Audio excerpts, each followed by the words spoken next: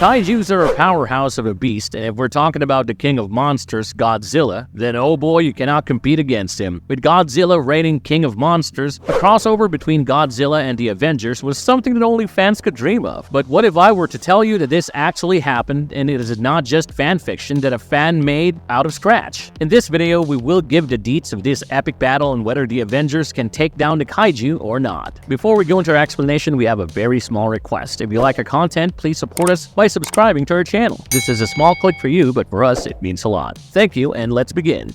An epic showdown. Can Earth's mightiest heroes take down Godzilla, the king of monsters? Godzilla is an iconic beast, and without a crossover happening, things simply would not have made sense. If you're an avid Godzilla fan, you would see that despite Godzilla being super big and strong, more often than not, Godzilla is portrayed as the good guy. He battles out other dangerous creatures and protects humanity. This type of dynamic really makes Godzilla enjoyable, and when Moench, the writer of this epic showdown, brought it up to the man, the myth, the legend himself, Stan Lee, he gave him the go. Now, as we know, Avengers is the property of Marvel and Godzilla is the property of Toho, so this collaboration or face-off had its own legal dilemmas owing to property rights and whatnot. However, we finally saw this epic showdown in the 23rd issue of Godzilla, which was published in 1977. Before we get into the showdown and sink our teeth into the actual fight, let us give the context of everything that has happened so far. In the previous issues, we learned about the presence of Godzilla in the Marvel Universe. This Godzilla had left nothing but destruction in its wake while it roamed all over the world, which understandably was not very good for our heroes. In the 17th issue, we saw the preliminary steps that were taken to stop Godzilla. Using the Pym particles, thanks to Dr. Henry Pym, aka Ant-Man, Godzilla was shrunk in size. This seemed like the best possible way to curb the threat of Godzilla.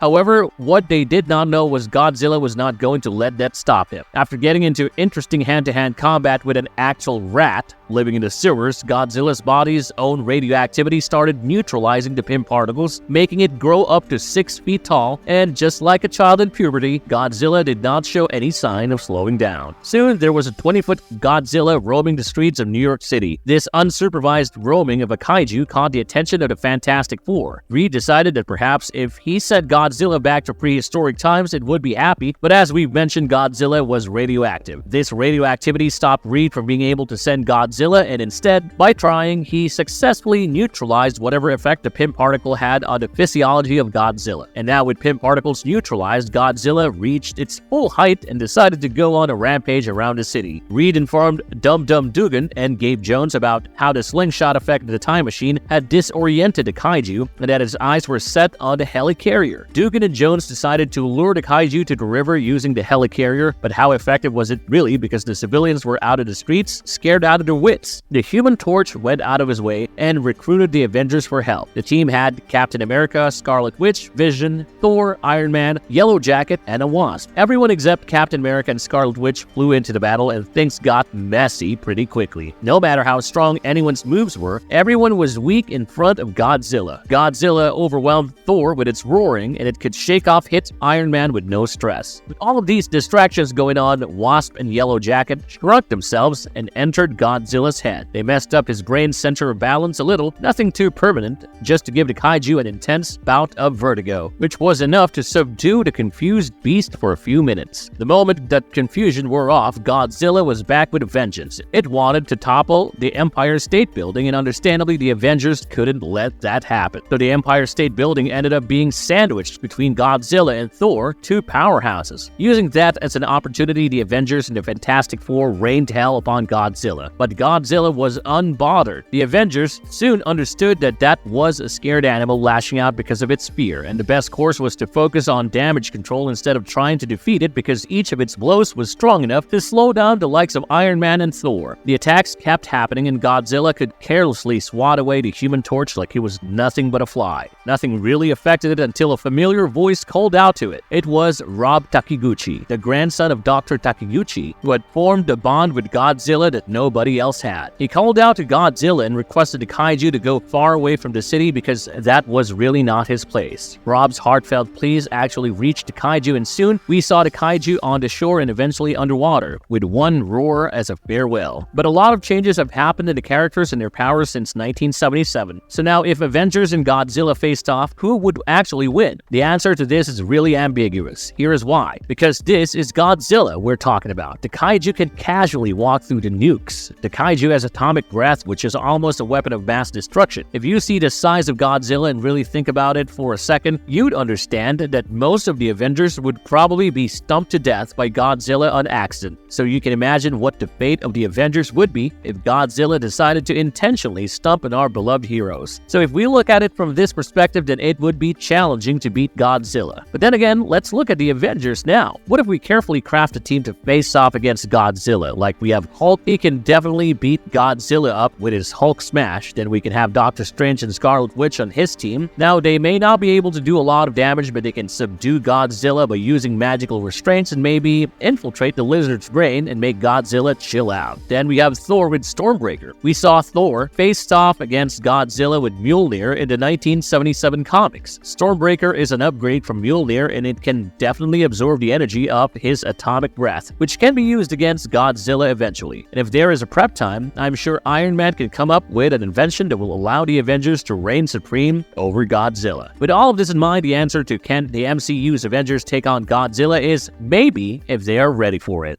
Marvel's verdict. Godzilla is one of the biggest powerhouses in cinema, and fans have long awaited the collaboration between the MCU and Godzilla. An excellent cinematic adaptation of the Godzilla vs. Avengers story does not necessarily have to end with one being victorious, as in my opinion, Godzilla would provide the Avengers with an opportunity to grow and test the adaptability of their powers, which would change the pace up a little. The whole concept that Godzilla is not inherently evil, just a scared animal who can be subdued with love and trust instead of violence, definitely tickles the feel-good bones in the readers. So with all that said, if an MCU Godzilla crossover does come out, I for one would be very excited to see what the writers would come up with. If you liked our content, don't forget to leave a like and subscribe to us if you haven't already. Have a good one and be safe. Thanks everyone.